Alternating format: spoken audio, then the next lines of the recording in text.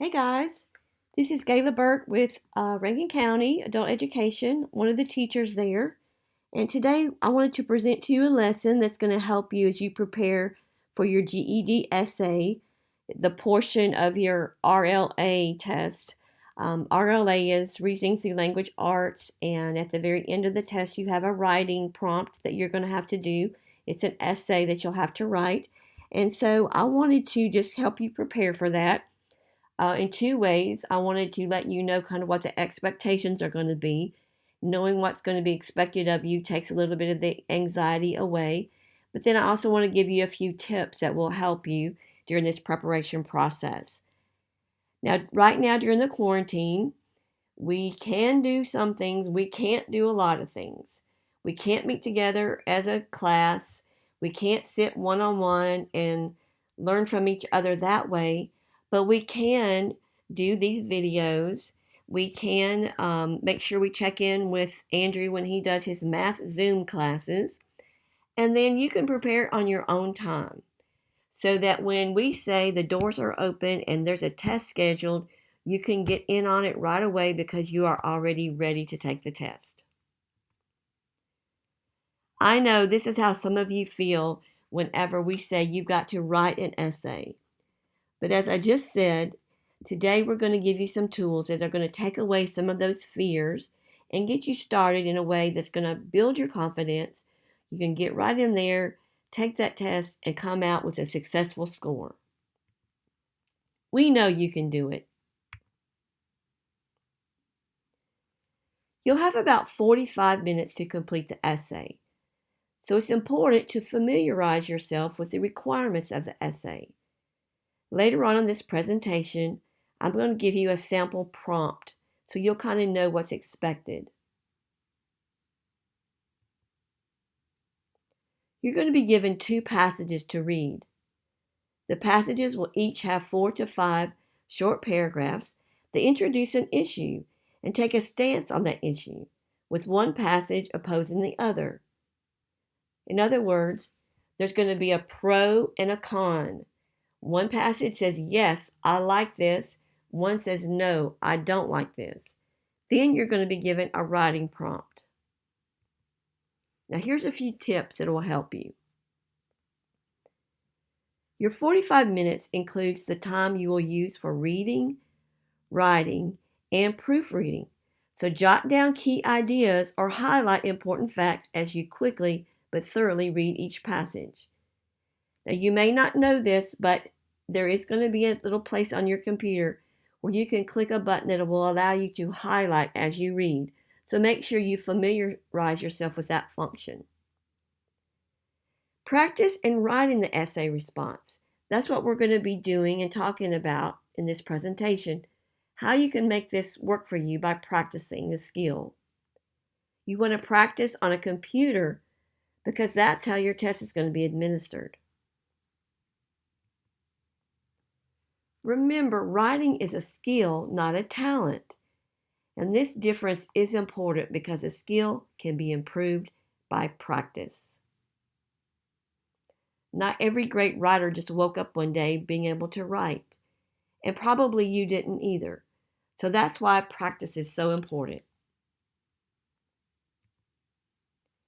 Now let's talk about how much time should you spend on each step as you are doing the preparation and writing of the essay. Your first 5 minutes would be the time when you're going to read thoroughly and you're going to analyze and examine the two passages. Then you're going to choose the position. Which position was better supported? Not which position you liked the best, but which author gave the best supporting arguments. And then you're going to make your outline. Take about 5 minutes to do that. The outline is just going to be a really brief skeleton of what you're going to later build on. Then you're going to take about 30 minutes to compose and type your essay. Then please, students, proofread. So many of my students have had excellent essays as far as thought content and organization, but they wrote things so carelessly and so quickly that they did really crazy things when they were writing. Things they would have caught and corrected if they'd gone back and proofread what they had just written.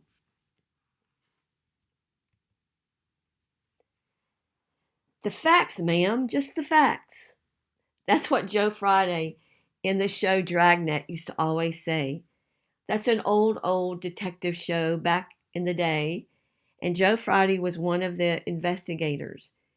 When some of the folks he was talking to would go off on long rabbit trails with everything imaginable when he was trying to figure out what really happened during the crime or what did they see, he would stop them and say, "The facts, ma'am, just the facts." Remember, when you are writing your essay, choose which side is best supported by the facts, not your own personal position on the argument. The bones of your essay. This is your outline template. Paragraph 1 should be an introduction. Paragraphs 2, 3, and 4 should be the body of your paragraph. And then your last paragraph should be the conclusion. If you want to add an extra paragraph in there before your conclusion, that's fine. Just make sure that you follow this general order. Your intro comes first, your body, and then the conclusion. Now here's a sample prompt. This is what they're going to tell you right before you write your essay. You will have read the two passages, and then you're going to see this. In your response, analyze both positions presented in the article to determine which one is best supported. Use relevant and specific evidence from the article to support your response. Type your response in the box below. You should expect to spend up to 45 minutes in planning, drafting, and editing your response.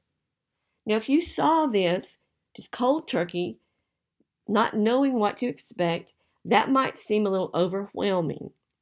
But since we are going to prepare, since we're going to know what's expected of us, when we get to this prompt, then we're going to be okay. We're going to feel confident and we're going to move forward with success. One of the hardest parts about writing is just putting that pen to paper and starting. Just begin. So you might want to practice doing an introduction. This is a sample introduction to an argument that was, one of the passages was for tighter gun control laws. The opposing view was for no gun control laws, or at least none that are any more prohibitive than what they already have. So this could be an introduction that you would write. Lately, the issue of gun control has created a lot of debate in the country. Some people argue for stricter gun laws, claiming that they would keep us safer. Others believe that everyone should be able to protect themselves, arguing that the Constitution gives them this right to bear arms. The two opposing passages highlight the significance of this topic. However, the passage that argues for tighter gun control measures is more credible since it is much better supported with research, statistics, and facts. Now here's the body of your essay. Like we said earlier, the body of your essay should be at least 3, but you could even do up to 5 paragraphs, and it should include the following: quotes or statistics from the passage. If you are going to use correct quotes, students, make sure you know how to use them correctly. You can look up, even on Google, you can find some lessons on proper use of quotation marks. Secondly, you can add statements regarding how well the author did or did not support the argument. You can also paraphrase, or in your own words, talk about sections of the passages. Now you want to start well, but you also want to end well. So your conclusion is very important. Your final paragraph is a place to emphasize again some of the facts that influenced your decision to choose a particular side of the argument. Remember, once again, it doesn't have to be the side you personally agree with. It is the passage that was better supported and more convincing. A final statement that you could use could be something like this. The underlined portion where I wrote exposition, you could put your own position of the own article that you felt was best supported. For example, let's say that we chose the position of the author who was writing about stricter gun control measures. So you could say something like this. As presented, the article on stricter gun control laws is much stronger than the opposite argument because it is much better supported and more convincing. That's a great way to end your essay. Who has time to make up stories when the truth is so much more interesting? Think about that when you are writing your essay. You don't need to make up anything that's not in the passage. Sometimes students, they just kind of start rambling when they're writing, trying to just stick anything in there to make sure that they've got all of the paragraphs they need. But I promise you, there's going to be enough factual information in the passages, in the supporting passages, to give you everything you need. So you don't have to make anything up. In fact, you really shouldn't. So one important question is, how is the extended response graded? Here's some things they're going to look at. Your analysis of the arguments and use of evidence, how you developed your ideas and the structure of your essay, your clarity and your command of standard English. In other words, can you write?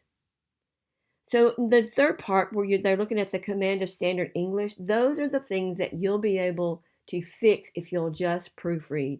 If you'll go back, you'll catch some things.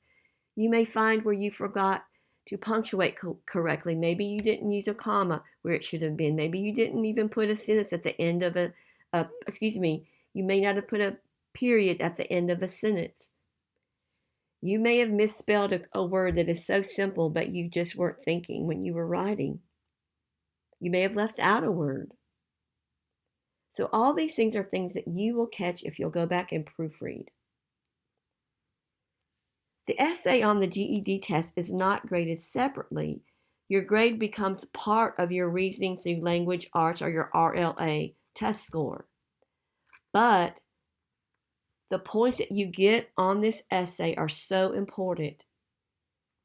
You have a particular score that you've got to get to on your RLA test. You may be missing that point by just that score by just a few points. So the grade that you get on your essay could be those few points you need to push you over the top to a successful passing grade. So please prepare, be successful, and do well on your essay. Practice creates confidence. Confidence empowers you. This is a quote from Simone Biles, who was the most decorated American gymnast and the world's third most decorated gymnast. I think she probably knew what she was talking about, don't you? If you'd like to find sample writing prompts, sample passages, check out the following sites or contact me at GAYL500 at rcsd.ms. And these are the two places that you can find, two different websites you can go to find some sample writing prompts. You can also go on Essential Ed and look in the writing part of that particular portion of your lessons, and you'll probably find some places there to do a practice GED practice for the RLA writing response. Now, much of the information in this presentation was gleaned from the following website, GED Essay Writing Guide, which is found at gedpracticetest.net. You can look that up for yourself, and a lot of the material presented today, plus even more, will be at that particular website. We hope that you're doing well. We want you to be successful. We want you to be prepared. So please contact us during this time and let us give you all the help you need so that whenever the doors open again for a classroom and for GED tests, you're going to be ready. Hope to see you soon.